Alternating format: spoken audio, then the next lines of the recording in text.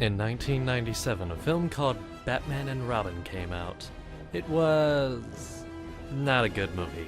Due to Warner Brothers' involvement in trying to make it as child-friendly as possible and selling toys, the film was destined to bomb. And so it did, critically. Financially, it did okay, but Warner Brothers realized that they needed to step back from the Batman movies for a while, because next time, they might not be so lucky. From 1997 to 2002, production of any live-action Batman movie was non-existent until 2003 when Christopher Nolan walked in. Warner Brothers hired him in January of that year, then David S. Goyer in March of the same year. The two of them wanted to make a Batman film that was more grounded in reality, more realistic if you will, so they did. It's fine. It's fine. Now just take it and go. I said jewelry.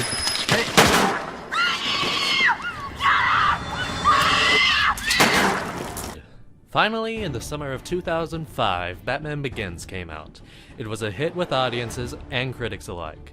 Eventually, two sequels were made, The Dark Knight in 2008 and The Dark Knight Rises in 2012. These films helped create what the modern-day reboot and comic book movies are. The films impacted the creation of the first Iron Man film, which gave way to a little something called the Marvel Cinematic Universe. Don't know if you've heard of them or not. They also helped the Daniel Craig James Bond films to become what they are, as well as making what the DCEU is. Now, to all this critical acclaim and moolah being made, some of you may think that the Dark Knight Trilogy is the perfect Batman adaptation. What if I told you it wasn't? Well, some of you would barge into my house with pitchforks and torches, then burn me at the stake, but first let me explain. Before I do, let me make myself clear. I do think that these are good films on their own. It's well shot, it's mostly well acted, and when Christopher Nolan is writing, the story is very well thought out. I just don't think they're great adaptations of the source material. There he is! Hit it again!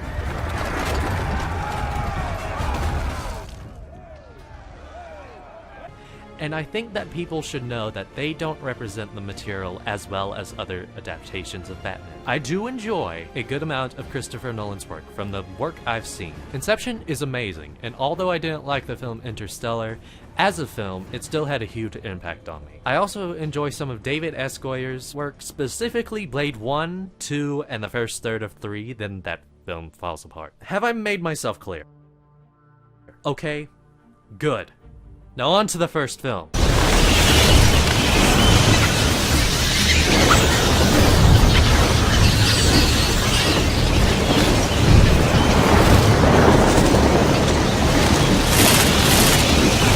This film is about the origin of Batman and Batman becoming Batman. There are major changes to the story, like the fact that Ra's al Ghul's League of Assassins, now called the League of Shadows, train Bruce Wayne. There's also the fact that Batman has a love interest. Now that wouldn't be too bad, but the fact is, the movie is flawed from an adaptation perspective and a story perspective. Before we get into those problems, let me get into the positives.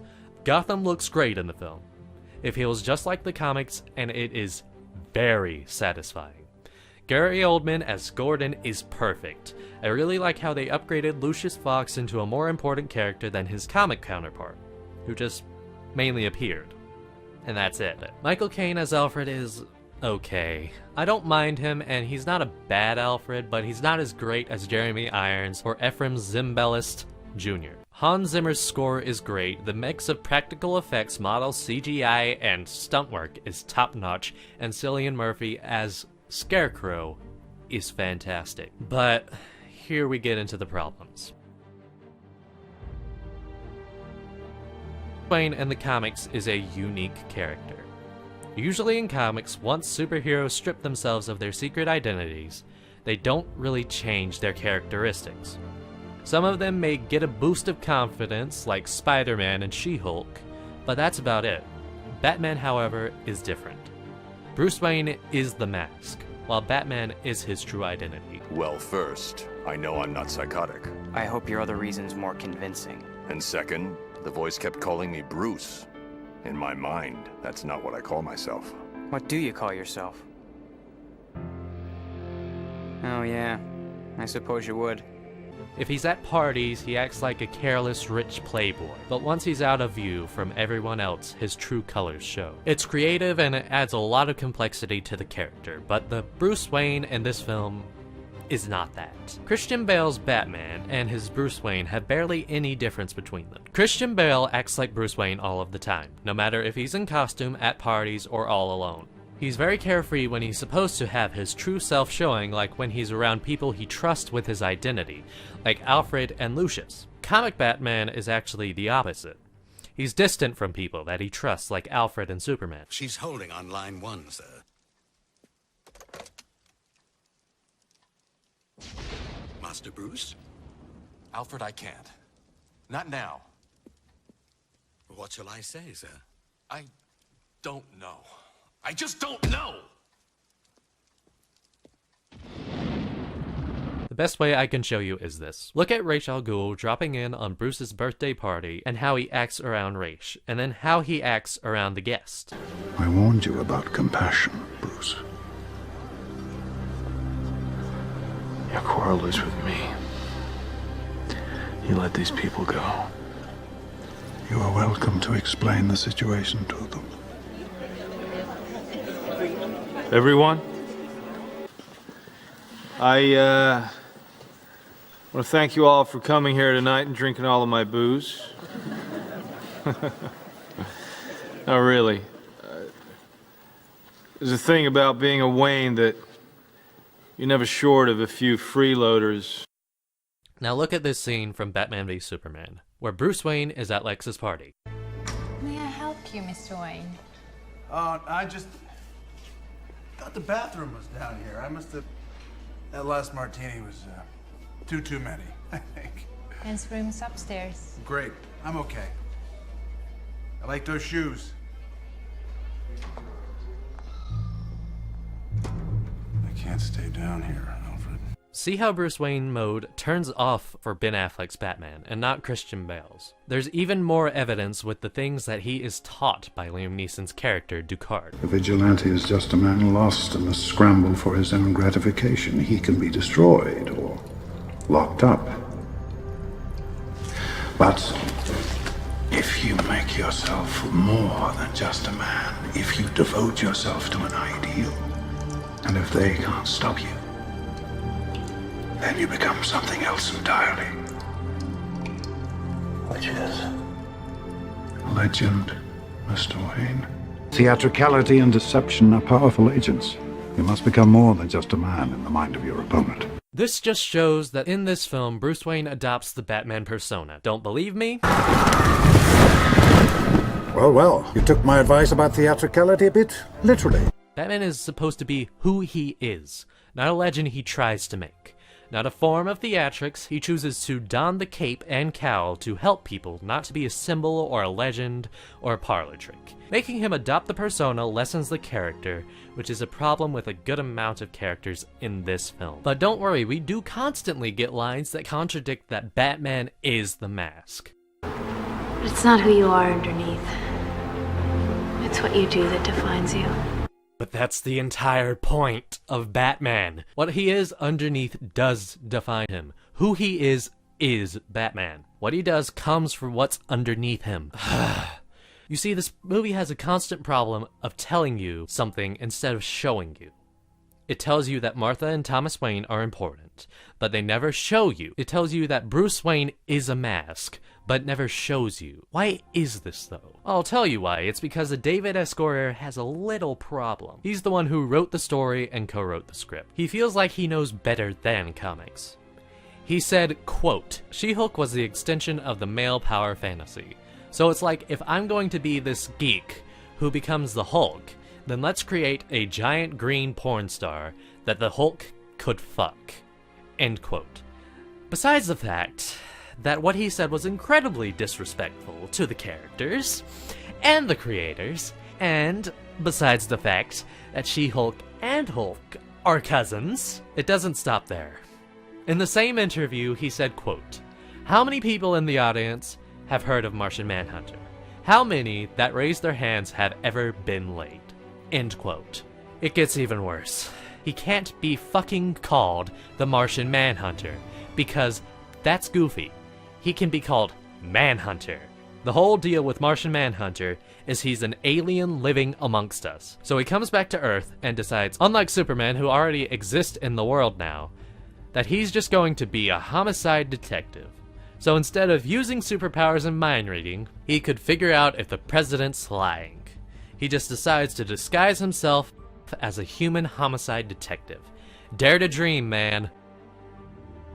So then comes how the great David S. Goyer would fix Martian Manhunter. I would set it up like the day after tomorrow. We discover one of those Earth-like planets. So maybe like we get the DNA code from that planet and then grow him in a petri dish here. He's like in Area 51 or something, and we're just doing biopsies on him. Then he gets out and he gets really angry and he fucks She-Hulk. So he clearly does not understand either character, which is not a good thing if you write comic book movies. Let's keep the Goyer train going, shall we? In Ghost Rider Spirit of Vengeance, he wrote Denny Ketch as a bratty kid who is the Antichrist on the run. Now, as you may or may not know, that is not Danny Ketch. Danny Ketch is a guy who stumbled onto a motorcycle that has a demon inside it after his sister was assaulted in New York City. Basically, it's like the Hulk, except when Danny turns into Ghost Rider, he doesn't destroy a city, but avenges the innocent. So completely different from the comics. The man has no respect for comics, and he barely understands them. So why would Warner Brothers let him get his hands on Batman? It's because of the Blade films. You see, the Blade films put Goyer on the map, which got Warner Brothers' attention, and they put him on Batman Begins as the writer because of it. And since Goyer is better than every comic book writer, we get Batman as the Mask instead of Bruce Wayne. David S. Goyer's lack of understanding the source material and ego, combined with Christian Bale's lack of understanding of the source material, makes the characterization of Bale's Batman what it is. Then there's the origin of Batman, if you will. In the film, Joe Chill kills Thomas and Martha Wayne as usual. Then he is taken to court for a hearing of probation about a decade after this. Now this is all fine and dandy, but Bruce Wayne is trying to kill Joe with a gun, ignoring that Bruce Wayne in the comics would never do this because of how traumatic the killing of his parents was to him by gunfire. The Bruce Wayne in this film should not be using guns given the trauma he suffered from the murder of his parents in this film by gunfire. It's just completely illogical for this approach to happen. After almost shooting Chill, he throws the gun into the river and runs off to his 7-year world tour. Okay, so it seems like he's thrown away the idea of killing people as justice. This is shown later by how he doesn't kill the farmer in the League of Shadows dojo because he feels like that is not justice. I'm no executioner. Your compassion is a weakness your enemies will not share. That's why it's so important. It separates us from them. You want to fight criminals? This man is a murderer. This man should be tried. This is later contradicted with this scene.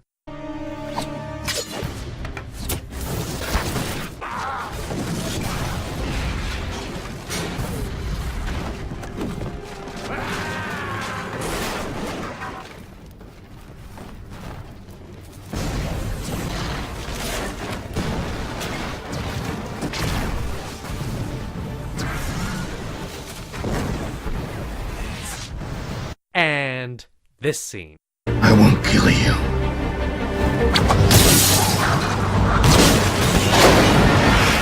But I don't have to save you. He learned nothing. Absolutely nothing. But according to Goyer, he does learn something. Not saving Ducard is still killing him, so I guess Batman is a hypocrite in Batman Begins. Rachel Dawes, David S. Goyer's original character, Do Not Steal, is a character that is solely created for this movie. She hasn't appeared in any comics, any video games, or any cartoons before this movie. Now, this isn't exactly a problem, since great characters have been created for comic book adaptations, like Harley Quinn, X-23, and even Whistler, a character that David S. Goyer created himself. But Rachel Dawes is not a great character. You could say that she's a very flat character. We know two things about her. One, she has a thirst for justice. And two, she's Bruce Wayne's childhood friend and love interest. What other characteristics are there? None! Zero! Zilch! There is nothing we know about her. We don't know anything about her parents, her home life, her likes, her dislikes, or even a personality. She is literally just the damsel in distress and the potential love interest, which is not an interesting character. That's all, nothing more. Well, regrettably, there is more. She is the reason behind many of Bruce Wayne's motivations, like why he chooses to go on his 7-year world tour, why he doesn't use guns, and why he decides to fight injustice, making his choice to be Batman come from Rachel instead of his dead fucking parents. The existence of Rachel takes away the choice Bruce Wayne makes. It takes away his choice of not becoming a murderer. It takes away his choice of being Batman. It takes away his choice to not use guns. All of that just lessens the character of Bruce Wayne even more. Possibly even more than the League of Shadows. The villains of Batman are one of the most interesting parts about the Batman lore. From characters that represent insanity like Joker and Victor Zsasz, to more tragic characters like Mr. Freeze and Harley Quinn. Villains are as important as Batman and the Batman mythos. So why don't they really work in this movie? Well, the main reason I can point to is the world that Christopher Nolan and David S. Goyer created. It's supposed to be grounded and realistic, meaning that the more fantastical and unrealistic things that happen in the Batman comics, like Poison Ivy, Mr. Freeze, or that time Batman was shot through time by Darkseid, can't be adapted. And yes, that did happen. If they wanted to go into that direction, more power to them. They can use realistic villains like the Penguin or Two-Face. Or you could just use Ra's al Ghul and throw all of that away. In the comics, Ra's al Ghul is an immortal who leads an army called the League of Assassins, whose main mission is to destroy the world, then reshape the world in their image. He also wants Batman to take his place in the League, because he's getting old, and every time he uses the Lazarus Pit, his episodes of insanity grow longer and longer. It's an incredibly interesting character. In the movie, Ra's al Ghul is a title that is passed down, and the one with that title leads the League of Shadows, whose main mission is to demolish cities that have reached their peak. Firstly, why use Ra's al Ghul? His existence alone clashes with the idea of the world Nolan and Goyer made. It just doesn't make much sense. Secondly, using the character in the movie lessens the character by trying to make it more realistic. What made Ra's al Ghul in the comics a threat was his centuries of training in warfare and strategy. What made him scary was how many people he's killed over centuries. He could have killed close to 2,000 people or more over the time he has had on this earth. In the movie, Ra's al Ghul, yes, that is how they pronounce his name, is just a regular man. He may have mastered some martial arts and may have a detailed plan, but never to the extent of comic Ra's al Ghul's mastery of fighting skills or strategy. So they stripped him of his immortality, mispronounced his name, and made him a title. Maybe, just maybe, it could still work. Nope. There are still so many problems. First problem, the League of Shadows gives Bruce Wayne his entire Batman skills, which weakens Batman's character. Batman's training is supposed to come from all around the world, not just from one place. Second problem, it's implied that the League of Shadows killed Bruce Wayne's parents, which weakens the impact of their deaths. It's supposed to be a random act, not something set up by the mob or a secret society. Third problem, Ra's al Ghul's plan is complicated and is exposition heavy. His plan to destroy Gotham is to give some flowers that grow near the dojo to Jonathan Crane to weaponize it and turn it into fear toxin. Then to ship all of this fear toxin to Gotham by Carmine Falcone, as well as a microwave emitter that evaporates water on a large scale. Then to drag all of that fear toxin into the basement level of Arkham Asylum. Then bust a water pipe and pour the toxin into the water of the city. Then release all of the patients of Arkham Asylum. Then, turn the microwave emitter on, then put it on a train so it evaporates all of the water supply as it rides the railroad.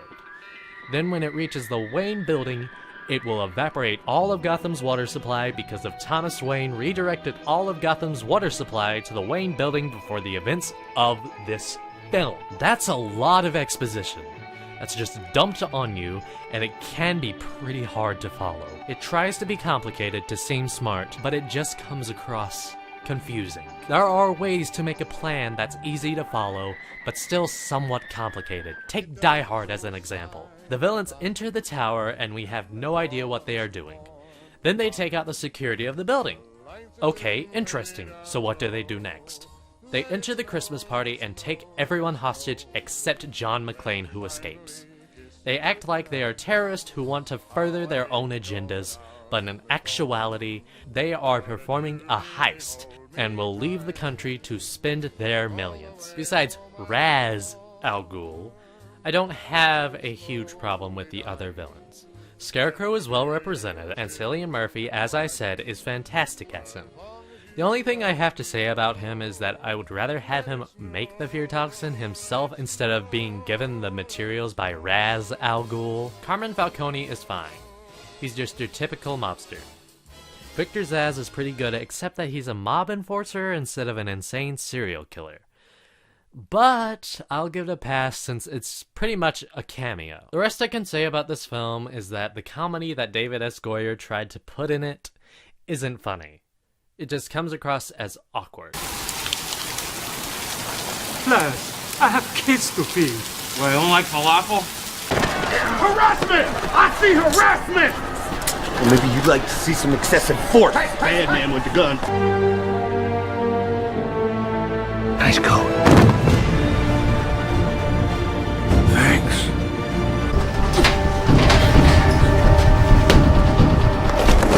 Hold it. That's right, we better run. Ah! Now, on to the sequel.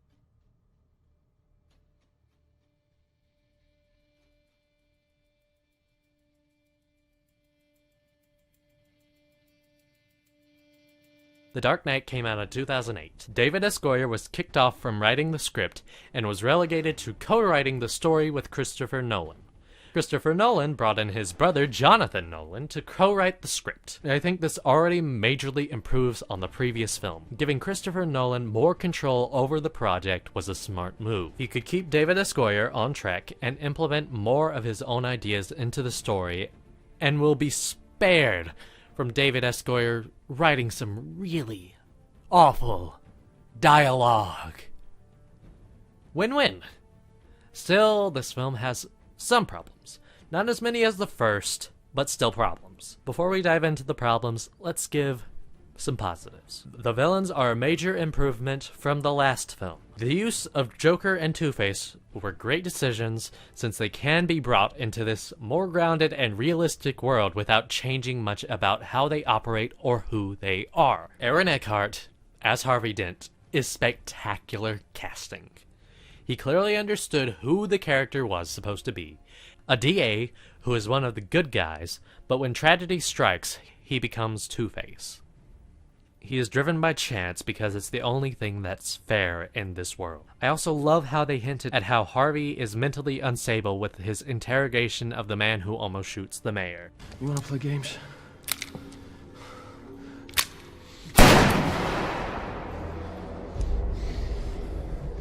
How's that feel? You wouldn't? I wouldn't! You don't think I will? You don't think I will? No. No, I wouldn't.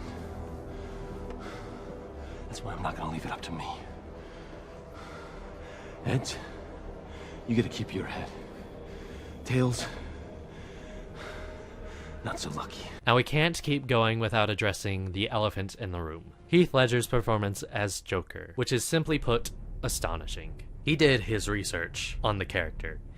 He read a decent amount of Joker comics, and he studied other characters similar to the Joker, like Alex DeLarge from The Clockwork Orange. He knew the character inside and out. He knew when to be funny, when to be menacing, and when to be really fucking scary. He truly gave it his all, and it is a memorable performance. Also, his plans are much simpler and easier to understand than Ra's al Ghul's. Do I really look like a guy with a plan?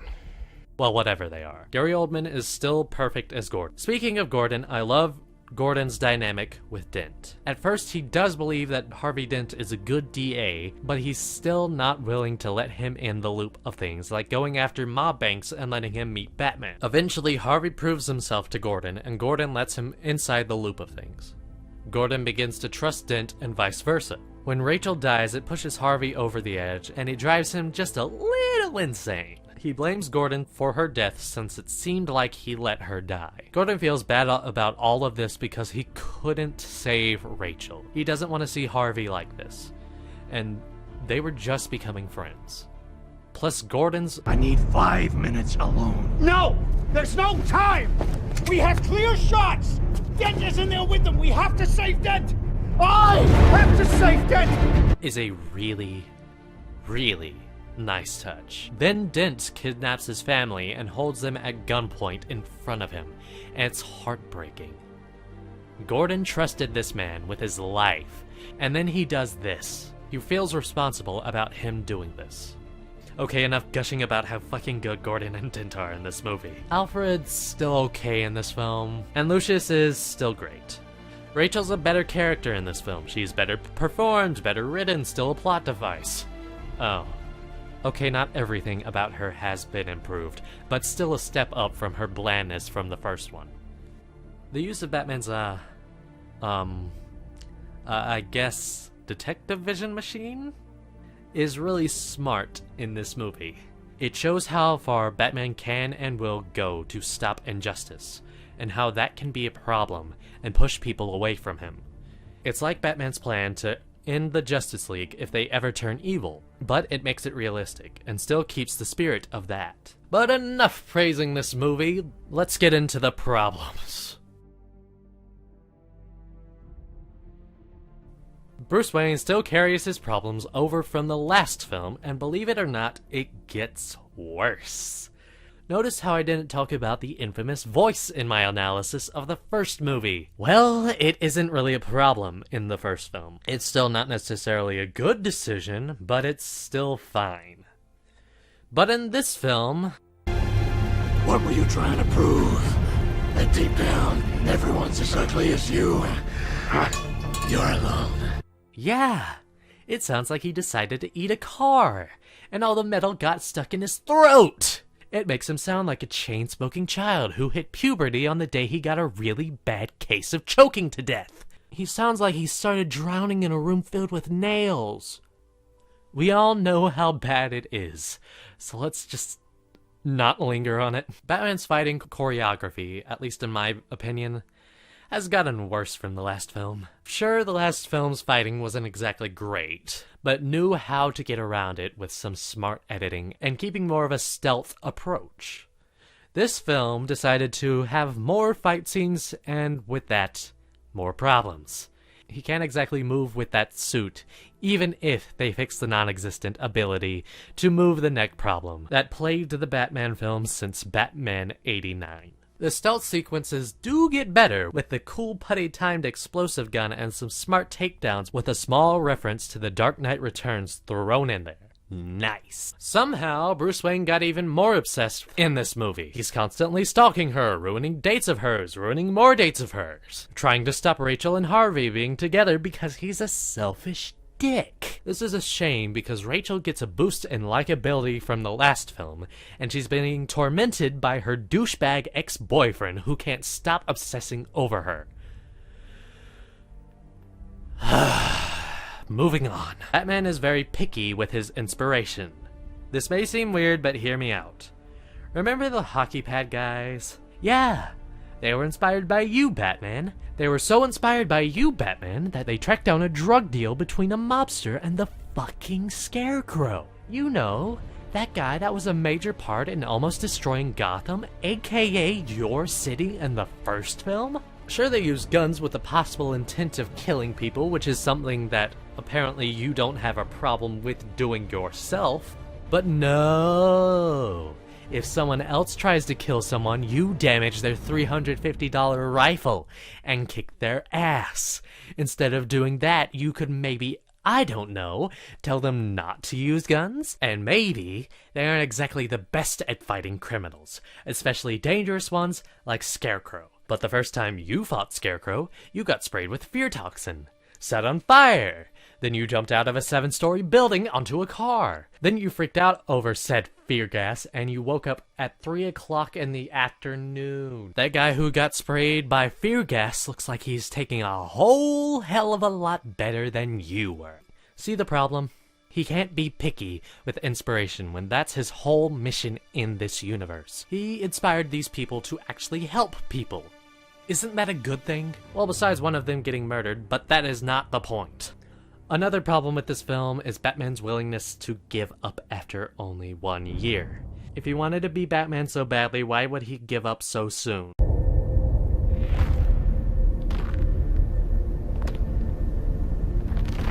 I knew Harvey Dent. I was his friend. The Dark Knight Rises was released in 2012. It was supposed to be the grand finale for the trilogy, the magnum opus, the best of the trilogy, and it was met with mixed reviews. Now, this movie isn't necessarily awful, it just didn't meet the expectations of the audience. And there's a lot of factors to that, but let's put that aside for now and focus on the positives. Morgan Freeman as Lucius is great. Gary Oldman as Gordon is still perfect. His arc in the film is fantastically executed as well. He chooses to hide the truth about Dent trying to kill his family. He still ends up losing his family. Because of the trauma from Two-Face, Gordon's trust in a masked vigilante, and hiding the truth about a murderer.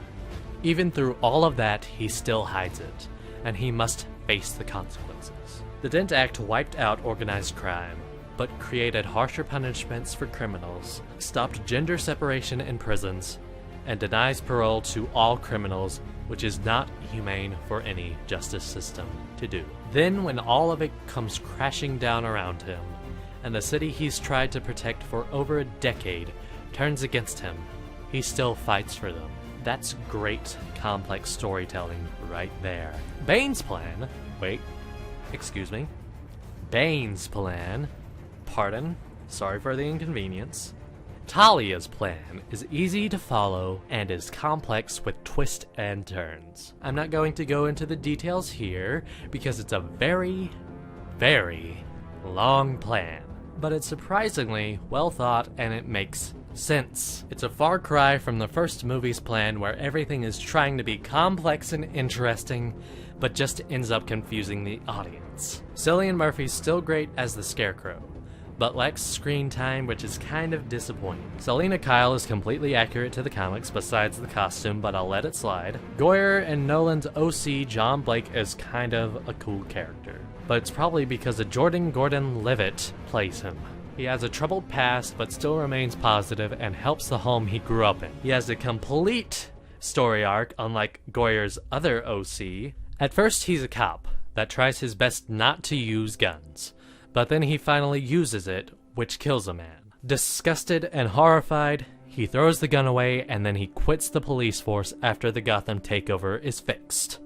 After Batman dies, John becomes a vigilante and protects Gotham. That's a pretty solid arc for a character that was introduced in the final movie, and an even more solid arc because the character doesn't even exist in the comics or anything outside of the movie. For that, I give Goyer a pat on the back. That's all I can really say about the positives of this film, besides the obvious, like great practical effects, set work, music, camera work, lighting, and all of that fancy-smancy movie magic. So, on to the problems.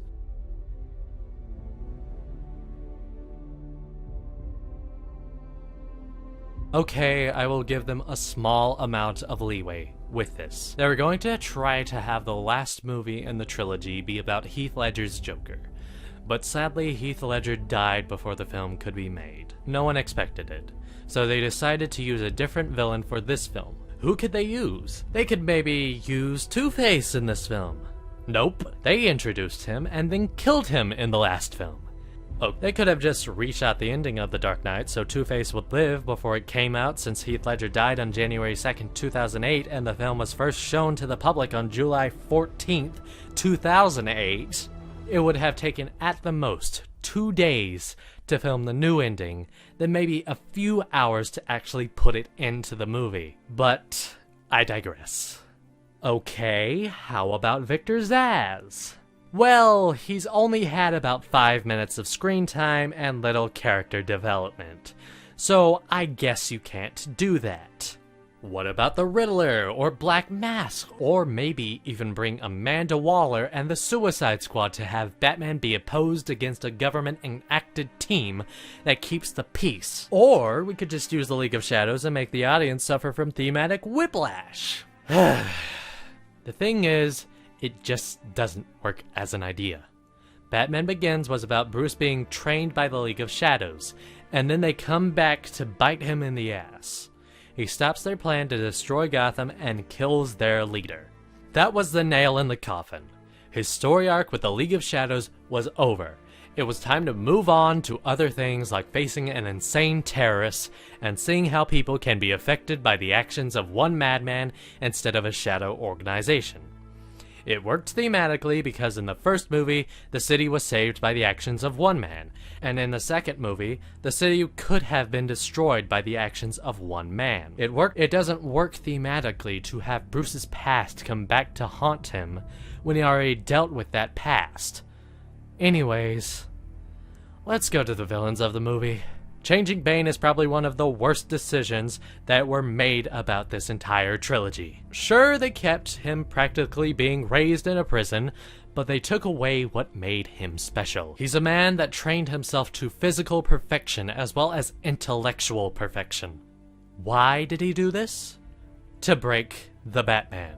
That was his one goal, but no! They wanted to be realistic with it.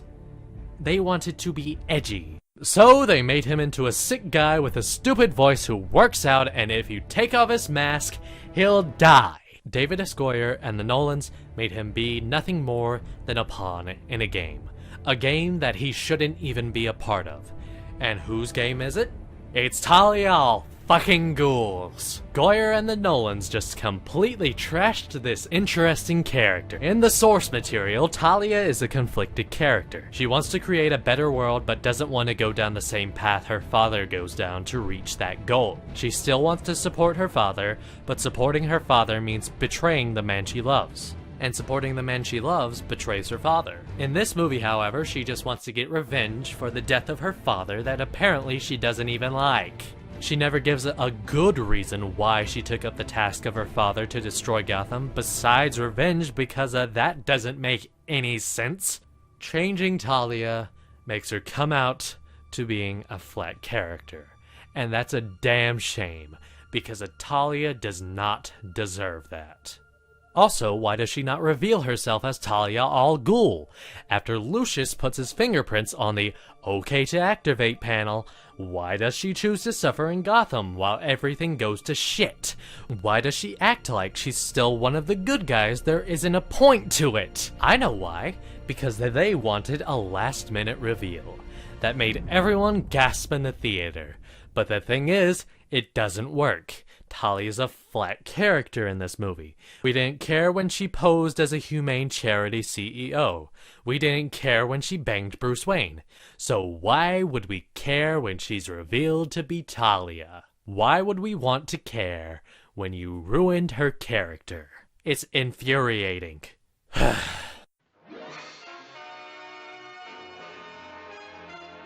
All of the problems from the previous films are still here, including in return, I need to know what you did with Bruce Wayne's fingerprints. That one, but there are even more problems in this film.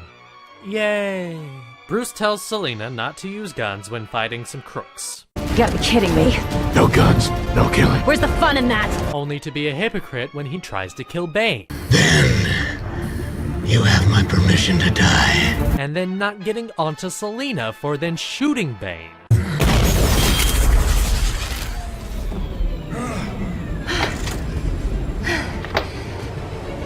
About the whole no guns thing. I'm not sure I feel as strongly about it as you do. Then there's Bruce Wayne being honestly pathetic in this movie. After Rachel dies in The Dark Knight, he just quits being Batman for 8 years. That's dumb.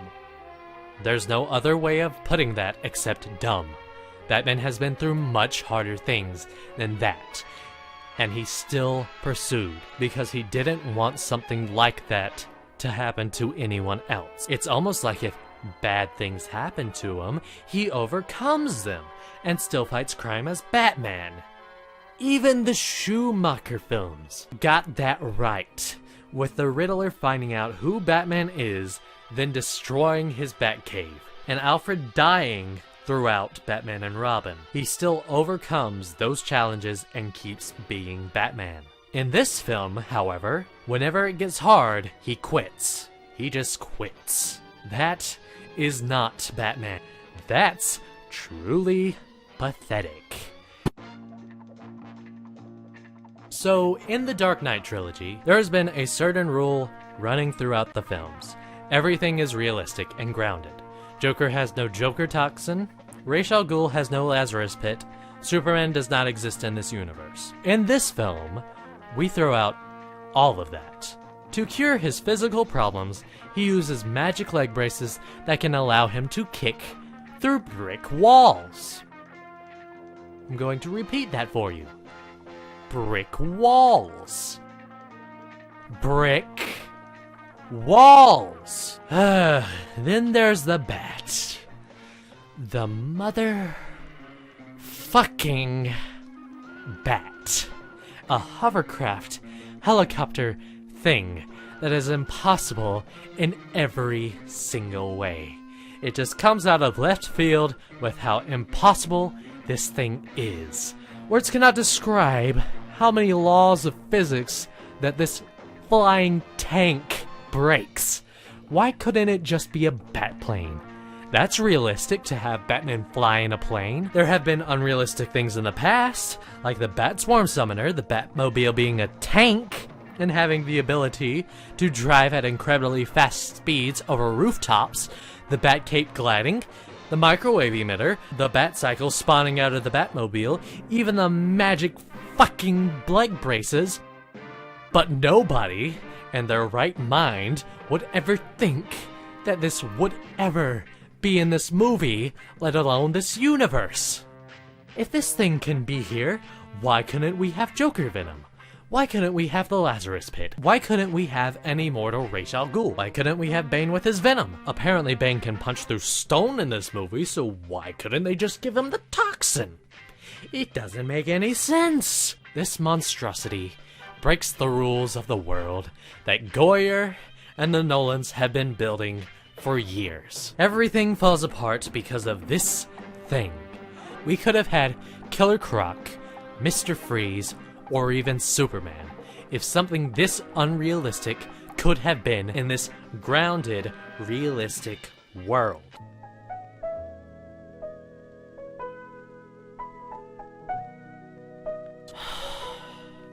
I'm just going to say it. Alfred sucks in this movie. It's not Michael Caine's fault that he sucks. I thought he was fine as Alfred in the past movies. He's a fantastic actor, but this Alfred's purpose in this movie is just bad. He exists to complain about Bruce being Batman. He had no problem with him being Batman of the last films, but for some reason he doesn't in this one. He just adds filler for the movie and adds angst to Bruce's life. Do you know how much that adds? Nothing, because Bruce calls up Lucius and tells him what happened. Then everyone, including the audience, forgets Alfred left. He's gone until the end of the movie. You could say, maybe he didn't need to leave at all. If they didn't want to write about Alfred, then why didn't they just have him die? Or leave during the 8-year gap that happens between The Dark Knight and The Dark Knight Rises? They wrote out Gordon's family because they didn't want to write about them, so why not write out Alfred? They didn't leave him in there because he burned the letter in The Dark Knight, because frankly, everybody forgot about that too. Speaking of burning the letter, it's fucking pointless. Bruce still mopes about Rachel for 8 years. He still finds out about Rachel choosing Harvey over him. The Wayne Company still loses millions of dollars. He still physically falls apart because he was Batman. There wasn't a point to any of it besides not hurting his feelings, which then you did. Look, I know I haven't been very nice to this trilogy, but although they aren't the best adaptation of Batman, they're still good movies. They're well written mostly. They have gorgeous sets, music, and practical effects. They have great acting mostly. They have some great camera work, stunt work, and some great ideas. They even adapted some of the Batman characters very faithfully and upgraded Lucius Fox into a more important character. It's not wrong to like these movies, and it's not wrong to dislike them either. Just remember that there are still better adaptations out there. It's just how it goes. Adaptations of comics grow more faithful to the source material over time, and it's not bad that they change things around. If they didn't change some things, we wouldn't have the heartbreaking origin of Mr. Freeze. Memorable characters like Harley Quinn, Whistler, X-23, and Agent Coulson wouldn't even exist if we weren't willing to change or add things to adaptations. The Superman and Batman mythos wouldn't be what they are today if we didn't add or change things about the mythos or characters. If you're not with me yet, maybe I can change your mind. Remember the Sam Raimi Spider-Man trilogy? Yeah, that one. Remember how when you first saw it, you were amazed, and you thought it was the best adaptation of Spider-Man you've ever seen? Well, looking back now, you can see its flaws. Tobey Maguire isn't exactly the best Spider-Man you've seen on screen. In the movies, Spider-Man's kind of whiny. Organic webbing is dumb. Gwen Stacy was never used properly. The I can't be with you because I'm Spider-Man relationship between Mary Jane and Peter Parker is contrived and ridiculous. The costume on Spider-Man is a little weird with its raised lines. Sometimes it's a little too campy. Even though there are all these problems, you still enjoy it. The train scene from Spider-Man 2 is unbelievably awesome. The crane scene from Spider-Man 3 is tense and great. There are a lot of characters that were perfectly casted like Green Goblin, Uncle Ben, Aunt May, Doc Ock, Sandman, Kirk Connors, and everyone at the Daily Bugle. Sandman and Dr. Octopus got some tear-jerking new origins, which were excellently pulled off. Just because something's not perfect doesn't mean it doesn't have work. No matter how not perfect it can be. The Dark Knight trilogy happened. There's no going around it, it happened. It changed reboots and comic adaptations for better or worse. We can't change its impact, and honestly, we shouldn't even if we could. We wouldn't have the Marvel Cinematic Universe or Skyfall if we didn't have the awful Batman voice. There are still great things of various kinds coming from it, and in the end, isn't that what matters? But seriously, fuck them for messing up Talia and Raish. Everybody? Since taking over Gotham, I've created the perfect city, and yet I'm still not sated. I used to think I'd dress like a bat to instill fear into Gotham's super criminals, but recently I've come to realize that actually I just crave attention.